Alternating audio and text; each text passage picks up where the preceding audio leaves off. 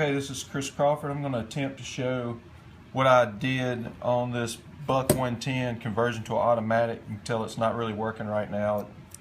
The spring broke, but for a little while before the spring broke, it worked pretty good. And so this was just conceptual, so I didn't really make a lot of effort in how well it was going to look. I was trying this out just to see if there would be a simple way I could do a conversion and it worked. Okay, so the first thing I had to do was take the knife apart, of course, and the way I did that was just slid some thick razors between the blade and the lock bar and the back end piece, and just hammered it with a hammer and tapped it through and cut the pins. Now these pins, you don't see the brass sticking out right there because after I did the conversion, I put it back together and put new pins in and ground it down. You can tell it's been a while. It's kind of corroded there and stuff, but my basic idea was this. I took the blade out. I had to make a couple of modifications to the blade. One thing, I had to grind down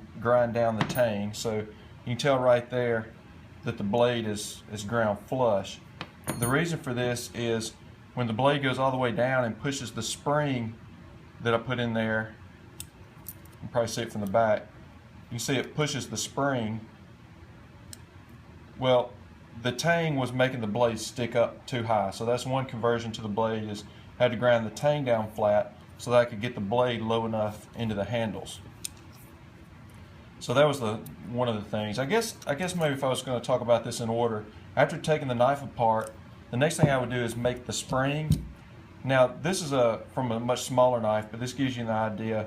And I've got this taped into place. This back piece broke, but you can take the back piece and that is in here, this back piece right here. Try and get this where you can see it. Take that out and slot it. You can see my spring fell out there. Let's see. I don't know how good you're going to be able to see this, but down in there there's a slot. I don't know if you can see that, but it's slotted. Okay, maybe you can see it from this side. And so this would be my spring. Now this is the second spring I made.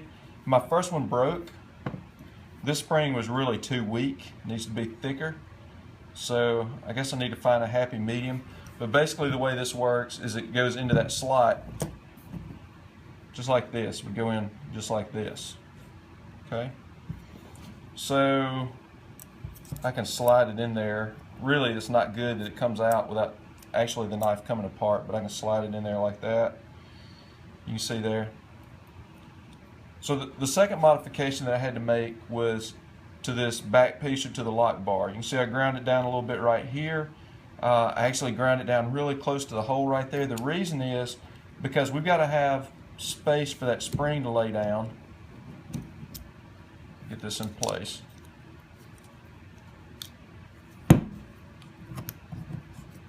So we got to have space for the spring to lay down when the blade's closed. So from this point, after I had the back piece made, after I had the spring made, I would put the blade in and work it until I could get the blade all the way down into the handle. All right, and if I couldn't get the blade all the way down in the handle, I'd grind a little more off the tang or a little more off the lock or something. Once I got all the way down into the handle, now it's time to drill my hole for the lever. Okay, so what I would do is I'd get it all the way in the handle as far as it could go, so there wouldn't be extra slack, and put a clamp on it or something like this. And then I went to the drill press and drilled a little hole down through my handle material, through the liner, and into the blade. And see, so that's the hole that you see right there. And this is where my lever pin catches. Now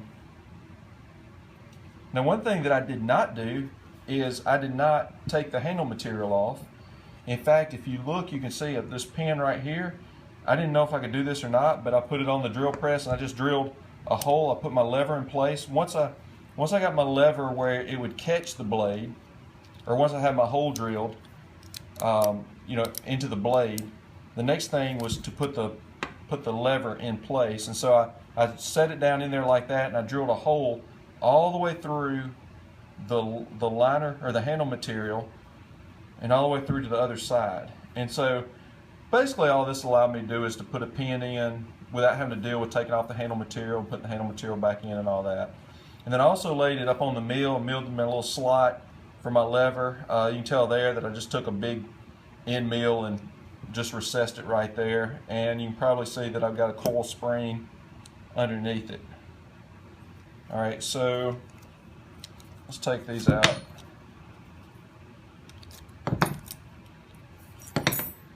And you can look down in here, you can see the sear right there. And so you can see it raise up. We'll press the lever. And so that's what releases the blade. See, it's locked pretty good. Press that, releases. So, like I said, this was a conceptual idea. I wanted to see if I could do it without spending too much time on it. You know, if I was doing a conversion that I really wanted to keep or something, I would have probably taken the handle material off, milled out the inside of the handle material for my spring, but I just did all this stuff from the surface. And then I'll put this in and show you. Kind of works, but not really because the spring's not strong enough. So so get it like that, and I can press it. So there it goes a little bit. Like I said, the spring's really not strong enough to throw the whole weight of the blade all the way out. But that's it. I don't know if that'll help or not. Maybe it'll give you an idea of the conversion and just the general idea of things that you might have to change. You know, like grinding this off, getting your hole in there, grinding the lock bar down a little bit. The biggest thing is trying to get everything to fit in there. And the biggest headache that I've had in doing this or other kind of automatics where I'm using a leaf spring is just getting the spring right, because sometimes it's too weak and sometimes it is too strong, it'll break, and then you know that really kind of sets you back. So anyway, that's it.